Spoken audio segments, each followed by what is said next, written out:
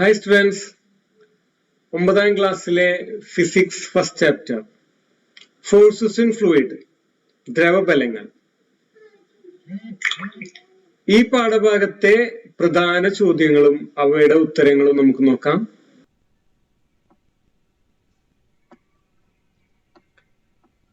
Physics chapter 1 forces in fluid.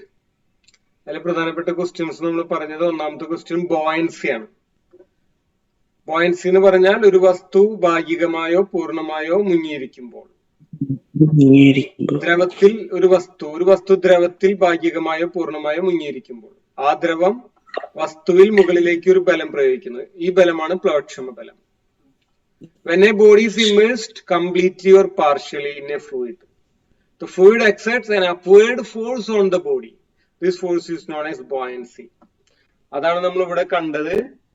അതായത് ഇവിടെ ഒരു പെൺകുട്ടി ബക്കറ്റിലെ വെള്ളത്തില് ബോട്ടിൽ മുക്കിയപ്പോ അത് അമർത്തിയാൽ, അത് അഴുത്തിയാൽ കൈയെടുത്ത പൊന്തി വരും. കാരണം ആ ലിക്വിഡ് ആ ബോട്ടിലിന്റെ മുകളിൽ ഒരു അപ്വേർഡ് ഫോഴ്സ്, ഒരു ബലം പ്രയോഗിക്കുന്നതുകൊണ്ടാണ് അത് പൊന്തി വരുന്നത്. ഇനി ഇതെങ്ങനെ അളക്കാം എന്നുള്ളത് നോക്കാം. പുറത്ത് കല്ലിന് വെയിറ്റ് കൂടുതലാണ്, എന്നാൽ വെള്ളത്തിൽ വെച്ചപ്പോ വെയിറ്റ് കുറഞ്ഞു. അങ്ങനെയാണ് ബോയൻസി മെഷർ ചെയ്യാം. സ്റ്റോണിന് പുറത്ത് 4 ന്യൂട്ടൺ, വെള്ളത്തിൽ വെച്ചപ്പോ 2 ന്യൂട്ടനേ ഉള്ളൂ. അപ്പൊ ആ വെയിറ്റ്ലെസ് ആണ്, ആ ലോസ് ഓഫ് വെയിറ്റ് ആണ് അവിടെ ബോയൻസി ആയിട്ട്. ബോയൻസി എങ്ങനെയാണ് മെഷർ ചെയ്യാം? 4 - 2 ന്യൂട്ടൺ ആണ്. അപ്പൊ ആ ലോസ് ഓഫ് വെയിറ്റ് കാണിക്കുന്നത്, അതാണ് buoyancy. Factors that influence buoyancy. ബോയൻസിയെ ഇൻഫ്ലുവൻസ് ചെയ്യുന്ന ഫാക്ടേഴ്സ് എന്തൊക്കെയാണ്? ഇവിടെ മൂന്ന് ടൈപ്സ് ഓഫ് ലിക്വിഡ് കൊടുത്തിട്ടുണ്ട്. 3 kinds ഓഫ് ലിക്വിഡ് കൊടുത്തിട്ടുണ്ട്. വാട്ടർ, ജലമുണ്ട്, സലൈൻ വാട്ടർ ഉപ്പുവെള്ളം ഉണ്ട്, കെറോസിൻ ഉണ്ട്. ഇതിനെല്ലാത്തിലെ വെയിറ്റ് നോക്കാം. ഇത് 3 വെയിറ്റ് നോക്കാം. ഒരേ വെയിറ്റ് അല്ല കാണിക്കുക. ഇത് കൂടും. ഇവിടെ ഇത് സൈഡിൽ കൊടുത്തിട്ടുണ്ട്. ഇതിന്റെ ഡെൻസിറ്റി വ്യത്യാസമുണ്ട്. ഡെൻസിറ്റി കൂടുമ്പോ ബോയൻസി കൂടും, ഫോഴ്സ് കൂടും. ബോയൻസി കൂടുക ഇത് കൂടുമ്പോഴാണ്. അപ്പൊ ഏതിനാണ് കൂടുതൽ ബോയൻസി കിട്ടുക? ഉപ്പുവെള്ളത്തിനാണ് കൂടുതൽ ബോയൻസി കിട്ടുക. കപ്പലുണ്ടല്ലോ, കപ്പല് കടലിന്ന് ഇങ്ങനെ വന്നിട്ടേ കടലിൽ ഇങ്ങനെ കുറച്ച് പൊന്തിയിരിക്കും, കായലിൽ കയറി ഒത്തിരി താവും. എന്താ കാരണം? കടൽ വെള്ളത്തിന് ഡെൻസിറ്റി കൂടുതലാണ്, അപ്പൊ ബോയൻസി കൂടുതലാണ്, ഫോഴ്സ് കൂടുതലാണ്. അപ്പൊ ഒന്നുകൂടി മുകളിലേക്ക് പൊന്തിരിക്കും കപ്പൽ ഇങ്ങനെ വന്നിട്ട് സാധാരണ പുഴയിലേക്കോ കായലിലേക്കോ, കടലിൽ നിന്ന് കായലിലേക്ക് കിടന്നാൽ മറ്റേ സലൈൻ വാട്ടറിൽ നിന്ന് സാധാരണ വാട്ടറിലേക്ക് വന്നു, ഉപ്പുവെള്ളത്തിൽ നിന്ന് വെള്ളത്തിൽ വന്നു. അപ്പോ ബോയൻസി കുറവാ, ഡെൻസിറ്റി കുറയും, ബോയൻസി കുറവ്. അപ്പൊ കുറച്ച് താഴെ.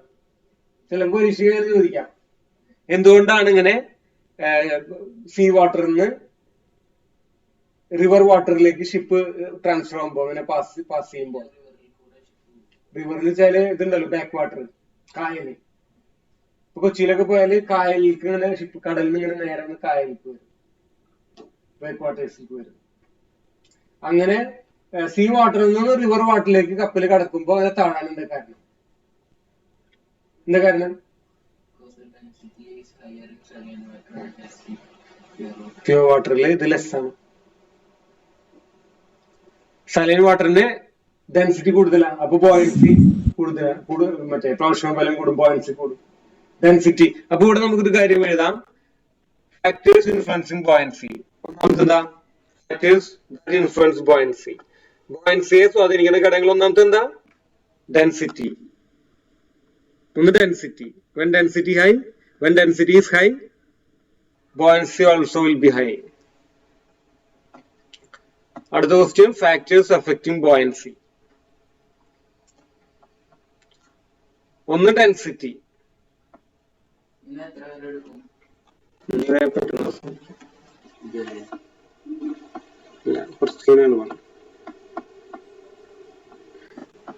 LKG കരിക്കുള്ള രണ്ടോടെ ഡെൻസിറ്റി കൊടുത്തിട്ടുണ്ട്. ഡെൻസിറ്റി കൂടിയാൽ പ്ലവക്ഷമ ബലം കൂടും, ബോയൻസി. ഡെൻസിറ്റി കൂടുമ്പോ ബോയൻസി കൂടും. സാന്ദ്രത കൂടുമ്പോ ഫ്ലവർ വില കൂടും.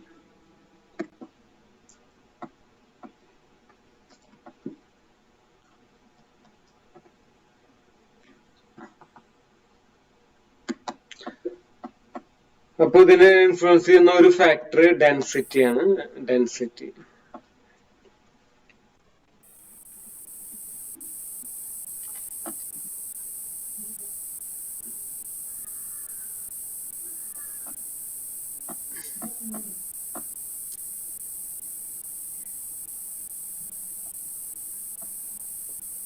ഒന്നത് ഡെൻസിറ്റി ഓഫ് ലിക്വിഡ് കേട്ടാ.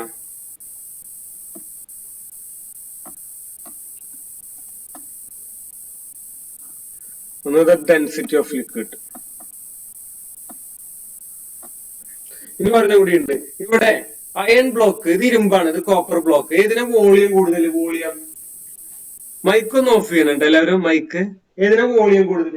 എന്താ വോളിയം എന്ന് പറഞ്ഞാൽ അറിയോ? വോളിയം എന്താ? വോളിയം എന്ന് പറഞ്ഞാൽ അപ്പൊ ഉദാഹരണമായിട്ട് ഒരു അക്വേറിയം, ആ അക്വേറിയത്തിന്റെ അടിഭാഗം ഉണ്ടല്ലോ, ബോട്ടം, അടിഭാഗത്തിന്റെ ഒരു സ്കെയിൽ എടുത്തിട്ട് അതിന്റെ ഒരു ഭാഗത്തെ നീളം, അതിന്റെ വീതി, നീളം വീതി മാത്രം, അത് നമ്മൾ ഇൻഡ്യൂ ചെയ്യുക. അതാണ് ഏരിയ. പരപ്പളവ് എന്ന് മലയാളത്തിൽ പറയും, ഇംഗ്ലീഷിൽ ഏരിയ എന്ന് പറയും. ഉദാഹരണമായിട്ട് ഈ റൂം, നിങ്ങളിപ്പോ ഇരിക്കുന്ന റൂം, ഇവിടെ എത്ര ടൈൽസ് ഇടുന്നു നോക്കാൻ വേണ്ടി ഒന്നും വേണ്ട, നീളം ഇൻഡ്യൂ വീതി ഇൻഡ്യൂ ചെയ്തിട്ട് അത് പോയിട്ട് കടയിൽ കുറെ ടൈൽസ് കടയിൽ വന്നാൽ അത്രയും എണ്ണ ടൈൽസ് മേടിച്ചാൽ മതി. അതാണ് ഏരിയ. ബോട്ടം, അടിയില്. ഇനിയിപ്പോ ബോട്ടമല്ല, ഒരു ഏരിയ എന്ന് വെച്ചാൽ ഒരു ഭാഗത്തെ നമുക്ക് അടിഭാഗത്തെ ഏരിയ നോക്കാം, സൈഡിലത്തെ ഏരിയ നോക്കാം, സീലിംഗിന്റെ ഏരിയ നോക്കാം. എവിടുത്തെ ഏരിയ ആണ് നോക്കണത്? ആ ഭാഗത്തെ ഒരു ഭാഗത്തെ നീളം ഒരു വീതി, ഒരു നീളം ഒരു വീതി, അത് നമ്മൾ ഇൻഡ്യൂ ചെയ്യാം. അപ്പൊ നമുക്ക് ഏരിയ കിട്ടും. എന്നാൽ വോളിയം എന്ന് വെച്ചാൽ അതല്ല. അക്വേറിയത്തിൽ മൊത്തം എത്ര വെള്ളം കൊള്ളും. അപ്പൊ അത് നമ്മൾ എന്ത് ചെയ്യണം? നീളം, ഏരിയ കണ്ടില്ലേ, നീളം വീതി, ലെങ്ത് ബ്രെഡ്ത്ത് കണ്ടില്ലേ, ഹൈറ്റും കൂടി ഇൻഡ്യൂ ചെയ്യാം. അപ്പൊ അത്രയും ലിറ്റർ ആയിരിക്കും അതിലത്തെ വെള്ളം. അതാണ് അതിന്റെ സ്പേസ്. ഈ റൂമില് നീളം ഇൻഡ്യൂ വീതി കണ്ട അതിനർത്ഥം ആ ഭാഗത്ത് എത്ര ടൈൽസ് വേണം, അല്ലെങ്കിൽ അവിടുത്തെ എത്ര കട്ടിയുള്ള ഷീറ്റ് കൂടെ അടിയിലിടാൻ പറ്റും, അത്രയേ ഉള്ളൂ. എന്നാൽ അതിന്റെ കൂടെ ഇൻഡ്യൂ ഹൈറ്റും കൂടി ഇൻഡ്യൂ ചെയ്യാം. ഇപ്പൊ ഈ റൂമിന് 5 മീറ്റർ നീളം, 5 മീറ്റർ വീതി. അപ്പൊ 5 × 5 25. അപ്പൊ 25 ടൈൽസ് ഇട്ട് അവിടെ ഓക്കെ. 1 മീറ്ററിന്റെ ടൈൽസ് ആണ് 25 ടൈൽസ്, 1 മീറ്റർ സ്ക്വയർ ടൈൽസ് ആണ് 25 ടൈൽസ് ഇട്ട് അവിടെ ഓക്കെ. ഇനി ഇവിടെ ഈ റൂമിൽ എത്ര വെള്ളം കൊള്ളും, എത്ര ലിറ്റർ വെള്ളം കൊള്ളും? അപ്പൊ 5 × 5 ഹൈറ്റ് 5 മീറ്ററിന് നേരിക്കുക. 5 × 5 × 5 125 ലിറ്റർ വെള്ളം കൊള്ളും ഈ റൂമിൽ. അതാണ് വോളിയം. സംഭവം മനസ്സിലായ? വോളിയം എന്ന് വെച്ചാൽ അത്രയുള്ളൂ. അപ്പൊ ഇവിടെ ഇതിന് വോളിയം കൂടുതല്, വലുപ്പം കൂടുതല് അയൺ ബ്ലോക്കിനാണ്. അപ്പൊ വോളിയം കൂടുമ്പോഴും ഡെൻസിറ്റി കൂടുന്നു, ബോയൻസി കൂടുന്നുണ്ട്. അപ്പൊ രണ്ടാമത്തെ ഫാക്ടർ ഏതാ? Depends on volume also. Buoyancy of body depends on വ്യാപ്തവുമായിട്ട് depends on volume also. Depends on its volume. വോളിയമായിട്ടും വോളിയത്തിനെ ഡിപെൻഡ് ചെയ്യുന്നു, വ്യാപ്തത്തിനെ അത് ഡിപെൻഡ് ചെയ്യുന്നുണ്ട്. Density of the liquid depends on volume. Density, volume, ഇത് രണ്ടിനും ഡിപെൻഡ് ചെയ്യുന്നുണ്ട്. എന്ത്? ബോയൻസി. രണ്ട് കാര്യത്തെ ഡിപെൻഡ് ചെയ്യുന്നുണ്ട്, ഡെൻസിറ്റി, വോളിയം. ഇത്രയുള്ളൂ.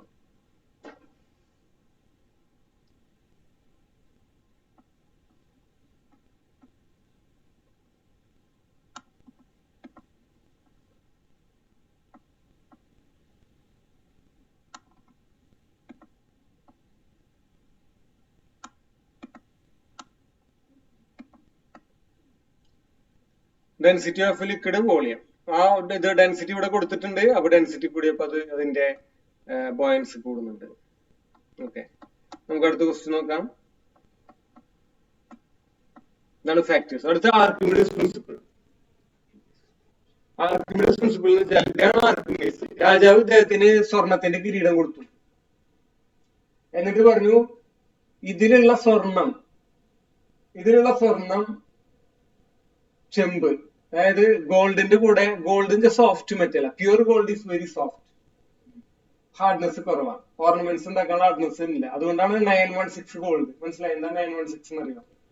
1000 ഗ്രാം സ്വർണത്തിന് 1000 ഗ്രാം സ്വർണം എന്നുള്ളതിന് 916 ഗ്രാം സ്വർണം ചേർത്താൽ മതി. ബാക്കിയുള്ള 84 ഗ്രാം കോപ്പർ ചേർക്കാൻ അനുമതിയുണ്ട്, പെർമിഷൻ ഉണ്ട്. അതിൽ കൂടാൻ പാടില്ല. കോപ്പർ അതിൽ കൂടാൻ പാടില്ല. അത്രയും കോപ്പറാണ് അതിന്റെ കറക്റ്റ് റേഷ്യോ. അപ്പൊ അതാണ് 916 ഗോൾഡ് എന്നുള്ളത്. 24 carrot pure gold, full gold. അത് ഓർണമെന്റ് ഉണ്ടാക്കാൻ പറ്റില്ല. ഓർണമെന്റ് ഉണ്ടാക്കാൻ 22 ക്യാരറ്റ് ആണ് 916. ഓർണമെന്റ് എന്ന് വെച്ചാൽ അതിൽ കോപ്പറും ആഡ് ചെയ്യും. കോപ്പർ അല്ലെങ്കിൽ പ്ലാറ്റിനം. പ്ലാറ്റിനം പിന്നെ സ്വർണത്തിനായിട്ട് വില കൂടിയ ഒരു ലോഹമാണ്. അതുകൊണ്ട് സാധാരണ എല്ലാ ജ്വല്ലറിക്കാരും കോപ്പറാണ് ആഡ് ചെയ്യുക. അപ്പൊ ഇവിടെ ആർക്കിമിഡീസിനോട് പറഞ്ഞേ, രാജാവ് സ്വർണത്തിന്റെ കിരീടം ഒരു സ്വർണ്ണപ്പടിക്കാരെ കിരീടം വന്നിട്ട് കൊടുത്തു. അപ്പൊ രാജാവിന് ഡൗട്ട്, മുമ്പിൽ സ്വർണ്ണം അടിച്ചു മാറ്റി പോകുന്നു, സ്വർണത്തിന്റെ അളവിൽ കുറവുണ്ടോ, മൂപ്പര് അത് മോഷ്ടിച്ചോ? അപ്പൊ ആർക്കിമിഡീസിന്റെ കയ്യിൽ ആർക്കിമിഡീസിനെ വിളിച്ചിട്ട് പറഞ്ഞേ, ഈ കിരീടത്തില്, സ്വർണ്ണ കിരീടത്തില് സ്വർണം ചേർത്ത സ്വർണത്തിന്റെ അളവ് കറക്റ്റ് ആണോ എന്നുള്ളത്. സ്വർണ്ണം ഉരുക്കാൻ പാടില്ല. കിരീടം രാജാവിന് ഇഷ്ടപ്പെട്ടു. കിരീടത്തിന് ഒരു പോറലും വരാൻ പാടില്ല, കണ്ടുപിടിക്കാൻ പാടില്ല. കിരീടം ഉരുക്കിയിട്ട് കണ്ടുപിടിക്കാമല്ലോ. ഉരുക്കി കഴിഞ്ഞാൽ ഗോൾഡും കോപ്പറും വേറെ വേറെ കിട്ടും. അവ എത്ര അളന്നാ മതിയല്ലോ, ഉരുക്കാൻ പാടില്ല. അപ്പൊ ഇവിടെ നേരത്തെ ഒരു ചിത്രം കണ്ടില്ലേ? ഇതിന്റെ രണ്ടിന്റെ വോളിയം സെയിം ആണോ? കോപ്പറിന്റെയും ഇരുമ്പിന്റെയും വോളിയം സെയിം ആണോ? അതേപോലെ കോപ്പറിന്റെയും ഗോൾഡിന്റെയും വോളിയം സെയിം അല്ല. അപ്പൊ പക്ഷെ ഇദ്ദേഹത്തിന് ആദ്യം കത്തിയില്ല, എങ്ങനെ കണ്ടുപിടിക്കാൻ പറഞ്ഞില്ല. പിന്നെ ഇദ്ദേഹം കുളിച്ചുകൊണ്ടിരിക്കുമ്പോഴേ ഇദ്ദേഹം വാട്ടറില്ലേ, വെള്ളം, ടാങ്കിൽ നിറച്ച് വെള്ളമുണ്ട്. ഇദ്ദേഹം ടാങ്കിലേക്ക് ഇറങ്ങിയപ്പോ വെള്ളം പുറത്തേക്ക് പോയി. ഇദ്ദേഹത്തിന് ബൾബ് കത്തി. അപ്പൊ ഈ അദ്ദേഹത്തിന് മനസ്സിലായി, ഒരു ബോഡി വെള്ളത്തിലിട്ടാൽ, ഒരു വസ്തു വെള്ളത്തിലിട്ടാൽ ആ ഡിസ്പ്ലേസ് ചെയ്യുന്ന വാട്ടറില്ലേ, അതിന്റെ വെയിറ്റും അവിടെയുള്ള ബോയൻസിയും സെയിം ആയിരിക്കും, ഈക്വൽ ആയിരിക്കും. എത്ര ഫോഴ്സ് ആണോ, ആ ബോയൻസി എത്രയാണോ, ആ സെയിം എമൗണ്ട് ഓഫ് വാട്ടർ ആണ് പുറത്തു പോവുക. അതാണ് ആർക്കിമിഡീസ് പ്രിൻസിപ്പിൾ. അവിടെ വായിക്കാം. When an object is immersed partially or completely in a fluid, the buoyancy experienced by it will be equal to the weight of the fluid displaced by it. ആ ബോയൻസിയും displace ചെയ്യുന്ന fluid, പുറത്തേക്ക് പോണ fluid ഇല്ലേ, അപ്പോ അതുകൊണ്ട് കണ്ടുപിടിക്കാൻ എങ്ങനെയാന്ന് വെച്ച് കഴിഞ്ഞാല്, ഗോൾഡ് ഇല്ലേ, രാജാവ് കൊടുത്ത ഗോൾഡ് നോക്കുക എത്രയാണെന്ന് ചോദിക്കാം. രാജാവ് കൊടുത്ത ഗോൾഡ് രാജാവിന് അറിയാലോ, അത്രയും സ്വർണം കൊണ്ടുവരാം. അതിലെ അനുവദനീയമായ കോപ്പർ ഇല്ലേ, അത് എടുക്കുക. എന്നിട്ട് അത് രണ്ടും കൂടി വെള്ളത്തിൽ വെക്കുക, ഈ ടാങ്കിലിടുക. അപ്പൊ എത്ര വെള്ളം പോണ്ട് നോക്കുക. അതന്നെ കിരീടം വെച്ചാലും പോണ്ടേ. മനസ്സിലായ? വോളിയം ഡിപ്പെൻഡ് ആണ്. കറക്റ്റ് വോളിയം ഡിപ്പെൻഡ് ആണ് എന്തിനെ, ബോയൻസിന്. അപ്പൊ ഇതില് വോളിയത്തിൽ മാറ്റം വന്ന അതിനർത്ഥം എന്താ, കോപ്പർ കൂടിയെന്നാണ്. ഇത്ര ഗോൾഡും ഇത്ര കോപ്പറാണ്, ഇത്ര വോളിയം, അത് കറക്റ്റ് ആയിരിക്കും, അത് അക്യുറേറ്റ് ആയിരിക്കും. രാജാവ് കൊടുത്ത ഗോൾഡും അതിന് അനുയോജ്യമായ, അപ്പൊ മൊത്തം വെയിറ്റ് നോക്കിയാൽ ബാക്കിയിലാണല്ലോ കോപ്പർ. അപ്പൊ ആ ഗോൾഡും ആ കോപ്പറും ആണെന്നുണ്ടെങ്കിൽ വോളിയം ഇത്ര ആയിരിക്കും. അപ്പൊ ഡിസ്പ്ലേസ് ചെയ്തിട്ട് വാട്ടറിന്റെ അളവും അതിന് കറസ്പോണ്ടിങ് ആയിരിക്കണം. അപ്പൊ കോപ്പർ കൂടിയാലോ ഇവിടെ മാറ്റം വന്നു, വോളിയത്തിൽ മാറ്റം വരും, ഡിസ്പ്ലേസ് ചെയ്ത വെള്ളത്തിലും മാറ്റം വരും. അപ്പൊ ദേഹനെ കണ്ടുപിടിച്ചു. എന്നിട്ട് സ്വർണത്തില് കിരീടത്തില് മായ ഉണ്ടെന്ന് കണ്ടെത്തി. മറ്റാളിനെ പണി കിട്ടി. രാജാവിനെ കൊടുത്തല്ലേ, രാജാവ് വെറുതെ വയ്ക്കില്ല, നമുക്ക് അങ്ങനെയല്ലേ. അപ്പൊ അതാണ് കഥ. അതൊന്നും ഇതിൽ പറയാനില്ല, മറ്റേ ആളിനെ കൊന്ന കാര്യങ്ങളൊന്നും ഇതിൽ പറയാനില്ല. കഥയിൽ എങ്ങനെയാണ് അദ്ദേഹം കണ്ടെത്തി ശിക്ഷിക്കപ്പെട്ടു എന്നുള്ളതാണ്. അപ്പൊ ഇതാണ് ബോയൻസി. അപ്പൊ അടുത്ത് ആർക്കിമിഡീസ് പ്രിൻസിപ്പിൾ ആയിട്ട്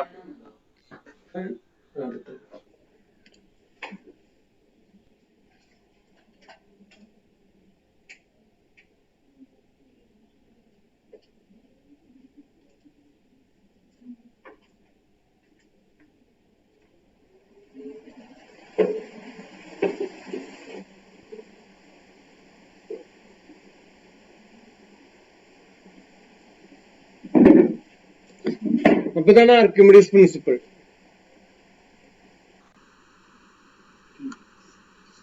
ക്ലിയർ അല്ലേ?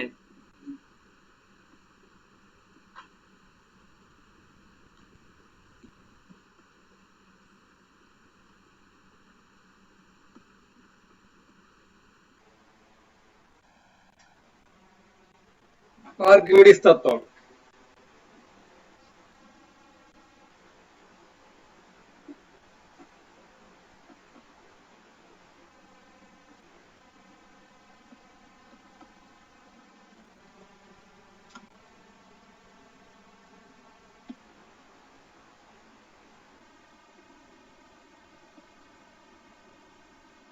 ഒരു വസ്തു പൂർണ്ണമായ ഭാഗികമായോ ഒരു ദ്രാവകത്തിൽ മുങ്ങിയിരിക്കുമ്പോൾ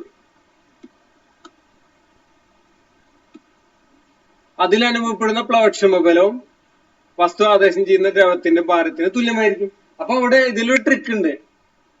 buoyancy is equal to weight of liquid അല്ലെ? ഇത്രയുള്ള buoyancy is equal to weight of liquid.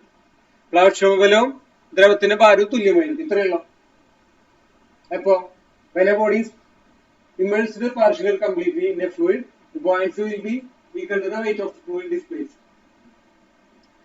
ഒരു വസ്തു ഭാഗികമായ പൂർണ്ണമായ ദ്രവത്തിൽ മുങ്ങിയിരിക്കുമ്പോൾ ആ പ്ലവക്ഷമ ബലവും ആദേശം ചെയ്യുന്ന ദ്രവത്തിന്റെ ആദേശം ചെയ്യപ്പെടുന്ന ദ്രവത്തിന്റെ ഭാരവും തുല്യമായിരിക്കും. ക്ലിയർ അല്ലേ? സിനാനി ക്ലിയർ അല്ലേ? സിനാൻ മലയാളത്തിൽ ക്ലിയർ അല്ലേ?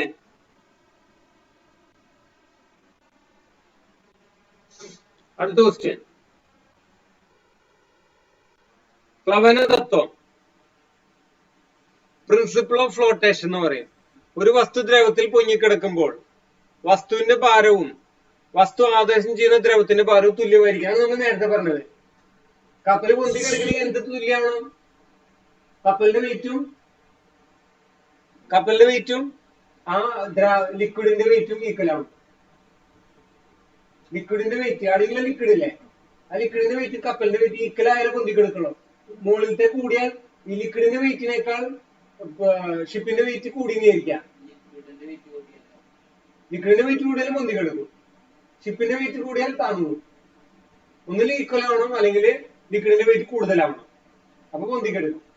എന്നാൽ ലിക്വിഡിന്റെ വെയിറ്റ് കുറഞ്ഞാൽ ഇത് കൂടുതലായാലും താങ്ങും. അതുകൊണ്ടാണ് ഇരുമ്പാണി താങ്ങാൻ പോണത് കപ്പൽ പൊന്തിക്കെടുക്കുന്നത്. ഇരുമ്പാണിയുടെ അടിയിൽ ടച്ച് ചെയ്യണ ആ ലിക്വിഡ് ഇല്ലേ, അതിന്റെ വെയിറ്റും ആ ഇരുമ്പാണിയുടെ വെയിറ്റും കൂടി നോക്കുമ്പോ ആ ലിക്വിഡിന്റെ വെയിറ്റ് അവിടെ കുറവാണ്. കാരണം ഇരുമ്പാണി ഇങ്ങനെ ഉരുണ്ടിട്ടല്ലേ കപ്പൽ ഇങ്ങനെ ഫ്ലാറ്റ് ആയിട്ട് ഉണ്ടാക്കുക. ഇതാണ് പ്ലവന തത്വം.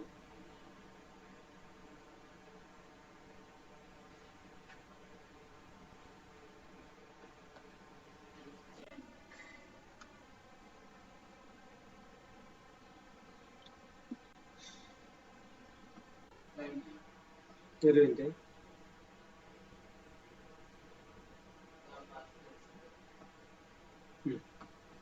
ഞാനടുത്ത് പാസ്കൽസ് ലോ കഴിഞ്ഞ കാര്യം. പ്ലവന തത്വം ഉണ്ടാ, ഒരു വസ്തു പൊങ്ങിക്കിടക്കുമ്പോ വസ്തുവിന്റെ ഭാരവും ആദേശം ചെയ്യുന്ന ജലത്തിന്റെ ഭാരവും തുല്യമായിരിക്കും. Principle of flotation. When a weight of a floating body is equal to the weight of the fluid displaced by it.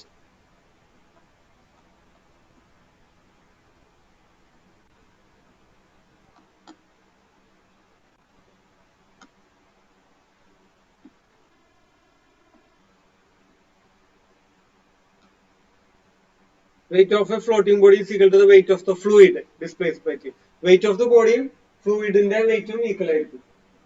ഇത്രയുള്ളൂ. അടുത്തത് പാസ്കൽസ് ലോ. ഡെൻസിറ്റി പറയാൻ കേട്ടാ, റിലേറ്റീവ് ഡെൻസിറ്റി പറയാൻ. What is relative density?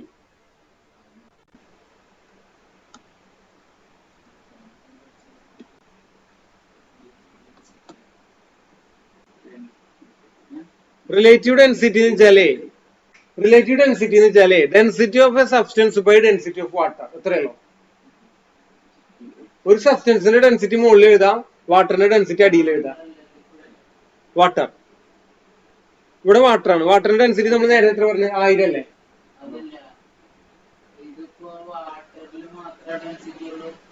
അല്ല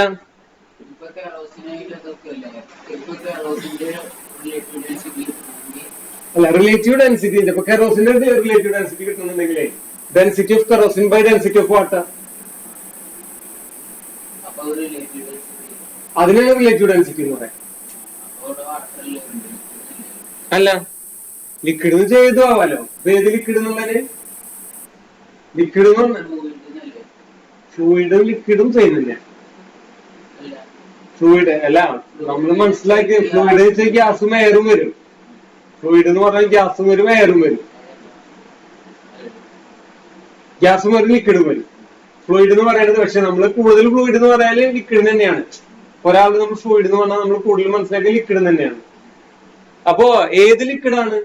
വാട്ടർ അല്ലെ? ഏത് liquid? അപ്പോ വാട്ടറിനെയാണ് അതിനൊക്കെ കമ്പയർ ചെയ്യാനുള്ള ഒരു മീഡിയേറ്റർ ആയിട്ട് റിലേറ്റീവ് ആയിട്ട് നോക്കാൻ വേണ്ടിയിട്ട് വാട്ടറിനെയാണ് എടുത്തിട്ടുള്ളത്. കാരണം വാട്ടറിന്റെ കറക്റ്റ് 1000 ആണ്. ബാക്കിയുള്ളതൊക്കെ ഒന്നിൽ 1000 കൂടുതൽ 1000 കുറയും. അപ്പൊ അങ്ങനെ ഒരു ബേസ് ആയിട്ട് എടുത്തുള്ളത് വാട്ടറിനെയാണ്. അപ്പൊ density of substance by density of water അതാണ് എന്ത്? Relative density. അതിന് ഇതില്ല, യൂണിറ്റ് ഒന്നുമില്ല. Since it is a ratio relative density has no unit. Unit ഒന്നുമില്ല, വെറും നമ്പർ മാത്രമേ ഉള്ളൂ. 2, 3, 5, 10 അങ്ങനെ നമ്പർ മാത്രമേ ഉള്ളൂ, വേറെ യൂണിറ്റ് ഒന്നുമില്ല. Relative density of substance is the ratio of the density of the substance to the density of water. Ratio of the density of substance to the density of water. Ratio of the density of the substance to the density of water. സബ്സ്റ്റൻസിന്റെ ഡെൻസിറ്റിയും വാട്ടറിന്റെ ഡെൻസിറ്റിയും തമ്മിലുള്ള ratio. ഇതാണ് ആപേക്ഷിക സാന്ദ്രത.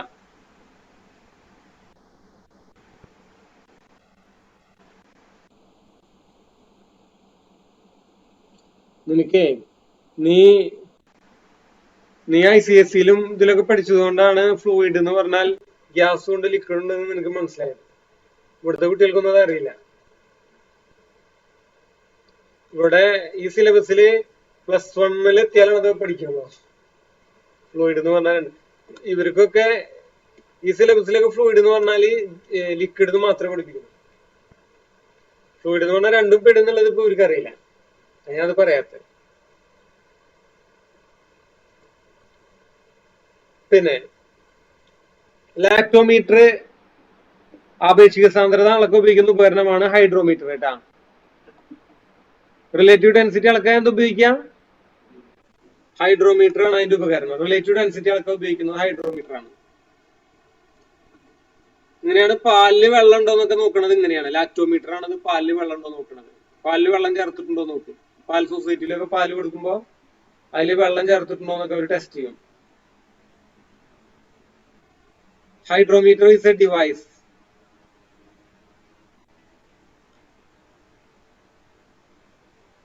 that used to measure relative density of liquid. അപ്പൊ relative density measure ഉപയോഗിക്കുന്ന ഡിവൈസ് ഏതാ? ഹൈഡ്രോമീറ്റർ. ഇതവിടെ ഇതൊരു ഹൈഡ്രോമീറ്റർ ആണ്.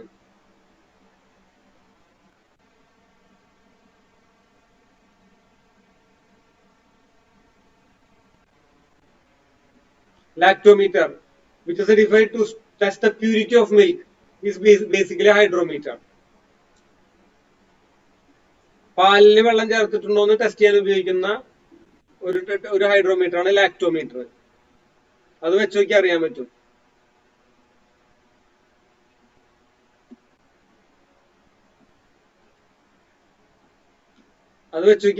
പാലില് വെള്ളം ചേർത്തിട്ടുണ്ടോ. ഇതൊരു ഹൈഡ്രോമീറ്റർ ആണ്.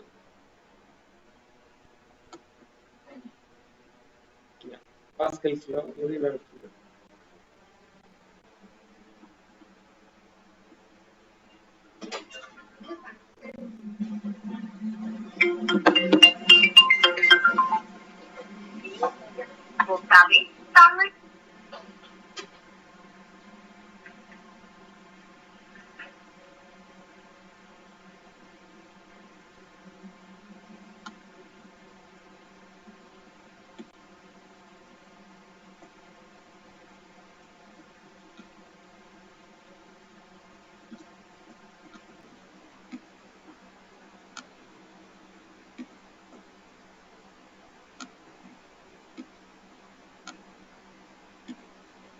ഓക്കെ.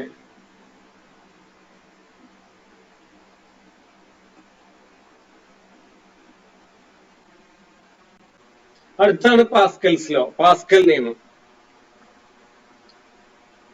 പാസ്കൽ നിയമം, പാസ്കൽ നിയമം വെച്ചാൽ JCB ഇല്ലേ, JCB ഒക്കെ പാസ്കൽ ലോ ഉപയോഗിച്ചിട്ടുള്ള ഡിവൈസ് ആണ്. അതെന്താ നോക്കാം, പാസ്കൽ നിയമം എന്താ നോക്കാം. ഇവിടെ ഒരു ട്യൂബ് കാണിച്ചിട്ടുണ്ടാ, ഈ ട്യൂബിന്റെ ഏത് ഭാഗത്ത് പ്രസ് ചെയ്താലും എല്ലാ ഭാഗത്തും ഒരേ ഫോഴ്സ് ഉണ്ടാവും. ഈ ട്യൂബിൽ വെള്ളം നിറയ്ക്കാം, അപ്പൊ ഈ ഭാഗത്ത് ഞെക്കിയാലും ഇതേ ഇവിടെ നമ്മൾ കൊടുത്ത ഇതേ ഫോഴ്സ് ഇവിടെ എല്ലാ ഭാഗത്തും ഒരേപോലെ കിട്ടും. മനസ്സിലായ? ഇത് തുറന്നിട്ടാണെങ്കിൽ വെള്ളം പുറത്തു പോകും, തുറക്കാതെ ഇത് ക്ലോസ് ചെയ്തിട്ട് നമ്മൾ പ്രസ് ചെയ്താൽ ഈ ഭാഗത്ത് വെള്ളം പോകുന്ന ഫോഴ്സിൽ അത് സെയിം ഫോഴ്സിൽ ഇപ്പുറത്തും പോകും. അതായത് ഒരു സംവൃത വ്യൂഹത്തിൽ അടങ്ങിയിരിക്കുന്ന ദ്രാവകത്തിന്റെ ഏതെങ്കിലും ഭാഗത്ത് പ്രയോഗിക്കുന്ന മർദ്ദം ദ്രാവകത്തിന്റെ എല്ലാ ഭാഗത്തും ഒരുപോലെ അനുഭവപ്പെടും. ഇതാണ് പാസ്കൽ നിയമം. ഒരു ഭാഗത്ത് നമ്മൾ ഇത് കൊടുത്താൽ മതി, അത് എല്ലാ ഭാഗത്തും സെയിം ആയിരിക്കും.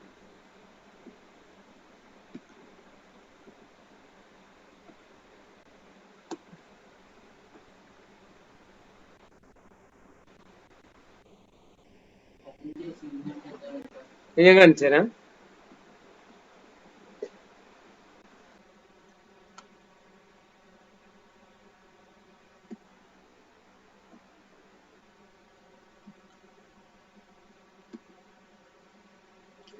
The pressure applied at any part of a liquid at rest.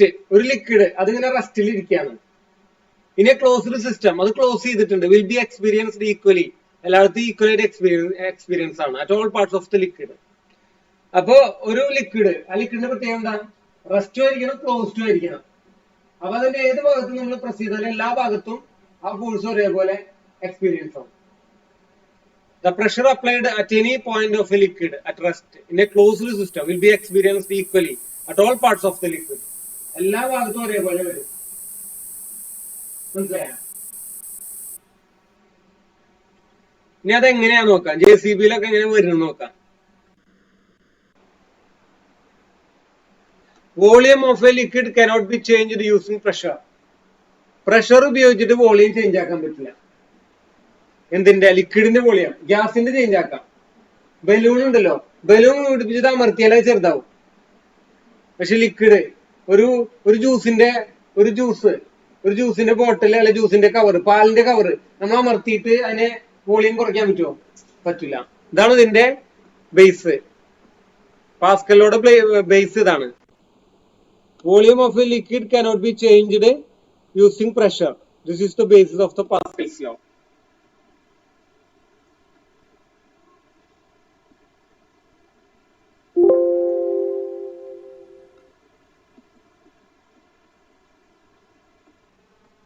നമുക്ക് അമർത്തിയിട്ട് നമുക്ക് വ്യാപ്തം കുറയ്ക്കാൻ പറ്റില്ല. മർദ്ദം പ്രയോഗിച്ചിട്ട് വ്യാപ്തം കുറയ്ക്കാൻ പറ്റില്ല. ഒരു പാലിന്റെ പാക്കറ്റ് നമ്മൾ അമർത്തിയിട്ട് അതിന്റെ വലിപ്പം നമുക്ക് കുറയ്ക്കാൻ പറ്റില്ല. പറ്റുമോ? പറ്റൂല. ഇതാണ് പാസ്കൽ നിയമത്തിന്റെ അടിസ്ഥാനം. ഞാൻ എങ്ങനെ വരുന്നത് നോക്കാം. അതിന് പാസ്കൽ നിയമത്തിൽ ഉപയോഗിക്കുന്ന ഉപകരണങ്ങളുടെ പേര്: hydraulic Jack, hydraulic break, hydraulic press, ഇതൊക്കെ ഇതിൽ വരുന്നതാ പാസ്കൽ നിയമം ഉപയോഗിച്ചിട്ട്. JCB,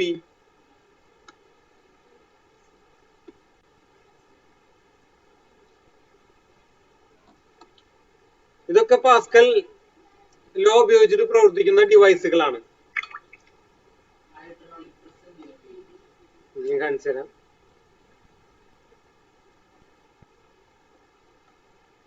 ഇവിടെ ചിത്രം കൊടുത്തിട്ടുണ്ട്. ഹൈഡ്രോളിക് ജാക്കിന്റെ ചിത്രം കൊടുത്തിട്ടുണ്ട്.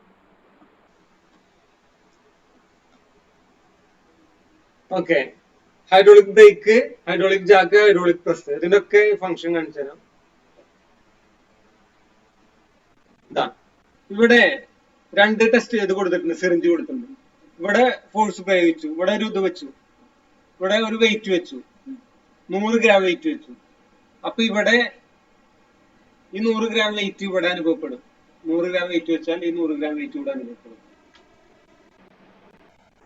ഇവിടെ ഇത് ഹൈഡ്രോളിക് ജാക്കാണ്. ഇത് കൈകൊണ്ട് നമുക്ക് കൈകൊണ്ട് ഈ കാറ് പൊക്കാൻ പറ്റും. കൈകൊണ്ട് അമർത്തിയാൽ ഈ കാറ് പൊന്തും. കാരണം എന്താ അറിയോ? കാരണം എന്താ വെച്ചാല് ഇപ്പൊ നമ്മളിവിടെ 1 ന്യൂട്ടൺ ബലം കൊടുത്തുന്നിരിക്കും, 1 ന്യൂട്ടൺ. അപ്പൊ ഇപ്പുറത്ത് 100 ന്യൂട്ടൺ ബലം കിട്ടും, 100 ഇരട്ടി.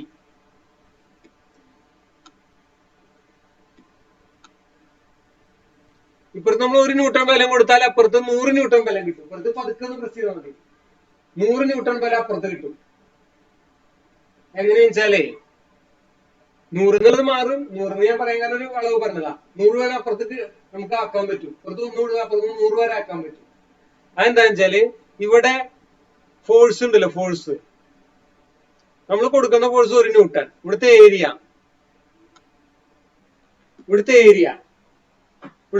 A1 എന്ന് വിചാരിക്കുക, ഏരിയ A1. അപ്പൊ അത് ഒന്നായിട്ട് എടുക്കാം. ഏരിയ നമ്മളിപ്പോ 1 മീറ്റർ എടുക്കാം. ഇവിടെ 1 മീറ്റർ ഉണ്ടെന്ന് വിചാരിക്കാം, 1 മീറ്റർ അല്ലെങ്കിൽ 1 സെന്റിമീറ്റർ. ഇവിടെ 1 സെന്റിമീറ്റർ ഉണ്ടെന്ന് വിചാരിക്കാം. ഇപ്പുറത്തെ ഏരിയ 100 സെന്റിമീറ്റർ ആണെന്ന് വിചാരിക്കാം, 100 ഇരട്ടി. ഇവിടെ 1 സെന്റിമീറ്റർ, ഇവിടെ 100 സെന്റിമീറ്റർ. ഇവിടുത്തെ ഏരിയ 100 സെന്റിമീറ്റർ. അപ്പൊ ഇതിന്റെ ഈക്വേഷൻ വരുന്നത് ഇവിടെ നമ്മൾ കൊടുത്ത പ്രഷർ ഉണ്ടല്ലോ, പ്രഷർ എന്ന് പറഞ്ഞാൽ ഫോഴ്സ് ബൈ ഏരിയ ആണ്. പ്രഷർ എന്ന് പറഞ്ഞാൽ ഫോഴ്സ് ബൈ ഏരിയ ആണ്. ഈ സമയം F by A. അപ്പൊ ഇപ്പുറത്തെ F by A1 is equal to F2 by A2. മനസ്സിലായ? ഞാൻ കാണിച്ചു തരാം. ഇതിനെ നമ്മൾ ഇനി ക്രോസ് ആയിട്ട് എഴുതാം, ക്രോസ് മൾട്ടിപ്ലിക്കേഷൻ ചെയ്യാം.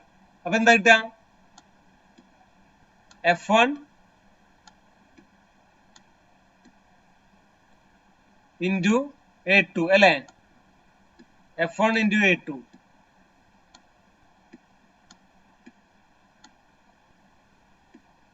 is equal to F2 into A1.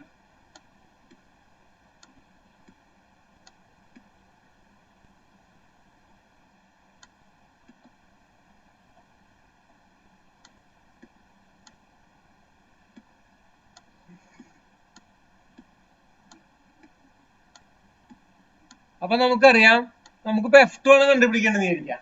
അപ്പൊ A1 ഇപ്പുറത്ത് കൊണ്ടുപോകും അല്ലെ? അപ്പൊ A1 ഇങ്ങോട്ട് പോന്നു.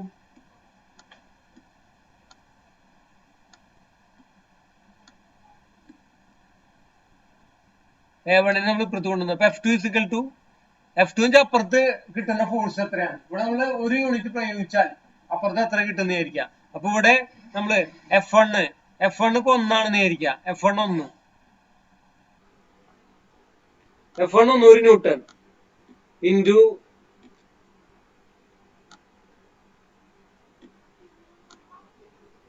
ഇതിന് 100 ഇരട്ടിയാണ് നമ്മൾ അവിടെ കൊടുത്തത് അല്ലെ? ഇത് 1 ആയപ്പോ അത് 100 അല്ലേ? ഇത് 1 സെന്റിമീറ്റർ ആയപ്പോ ഇത് 100 അല്ലേ കിട്ടി? അപ്പൊ F2 is equal to എത്ര കിട്ടി? 100 അല്ലേ കിട്ടി? F2 is equal to 100. ഇത് തിരിച്ചെഴുതാം. F2 is equal to 100. ഇത് വെട്ടിപ്പോയി 100 കിട്ടി. അപ്പൊ ഇവിടെ 1 ന്യൂട്ടൺ കൊടുത്ത അപ്പുറത്ത് 100 ന്യൂട്ടൺ കിട്ടും. അപ്പൊ അതാണ് ഹൈഡ്രോളിക് പ്രസ്. ഹൈഡ്രോളിക് പ്രസ് വെച്ചാല് നമ്മൾ ചെറുതായിട്ട് അമർത്തിയാൽ മതി, വലിയ ലോറിയും കാറും ബസ്സൊക്കെ നമുക്ക് പൊക്കാം. അതാണ് വർക്ക്ഷോപ്പിൽ അതിന് കാറൊക്കെ പൊക്കണം. അവരൊരു ലിവർ പിടിച്ചിട്ട് ഇങ്ങനെ ആക്കും. സിമ്പിൾ ആയിട്ട് കൈകൊണ്ട് ലിവർ പിടിച്ചിട്ട് ഇങ്ങനെ ആക്കും. 1 ന്യൂട്ടൺ ബലം കൊടുത്താൽ മതി. അപ്പൊ അപ്പുറത്ത് അതിന്റെ ഇരട്ടി എത്ര ഏരിയ അവിടെ വെച്ചിട്ടുണ്ടോ അത്ര അനുസരിച്ച് ഇവിടെ ഇൻഡോ ഏരിയ കൂട്ടുന്നതിനനുസരിച്ച് ഫോഴ്സ് കൂടി. ലിക്വിഡാണ് അതിന്റെ ഉള്ളിൽ ഉപയോഗിക്കുക. ആ ലിക്വിഡ് ആയതുകൊണ്ടാണ് ആ ഫോഴ്സ് അങ്ങനെ കിട്ടുന്നത്.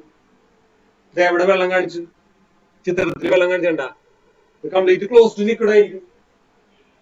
അപ്പൊ ഇവിടെ ചെറിയൊരു ഫോഴ്സ് കൊടുത്താൽ മതി, അപ്പുറത്ത് അതിന്റെ ഇരട്ടി. എത്ര ഏരിയ കൂട്ടിയിട്ടുണ്ടോ അത്രയും ഇരട്ടി ഫോഴ്സ് അപ്പുറത്ത് കിട്ടും. ഇതാണ് പാസ്കൽസ് ലോ. മനസ്സിലായ? അപ്പൊ അടുത്തത് പാസ്കൽസ് ലോയുടെ സമവാക്യം. പാസ്കൽസ് ലോയുടെ സമവാക്യമാണ് എടുത്തത്. ഇതാണ് പാസ്കൽസ് ലോയുടെ സമവാക്യം. ഇതോടുകൂടി നമ്മൾ ഇന്നത്തെ ക്ലാസ്, ഇതാണ് അടുത്ത ക്ലാസ്സിന് പഠിക്കേണ്ടത്. ഈ ഒരു ഹോംവർക്ക് കൂടി ചെയ്യാണ്ട് ഒരു ഹോംവർക്ക് ചെയ്യാണ്ട്. ഇതാണ് ഹോംവർക്ക് കേട്ടാ. Two tubes of different areas of cross section.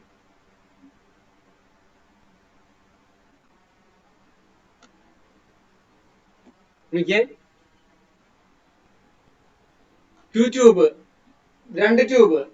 Tube എന്ന് വെച്ചാൽ നമ്മൾ നേരത്തെ കണ്ടു, ഒരു സൈഡിൽ ചെറിയ ട്യൂബ്, ഒരു സൈഡിൽ വലിയ ട്യൂബ്, അതിനുള്ളിൽ ലിക്വിഡ് ഉണ്ട്.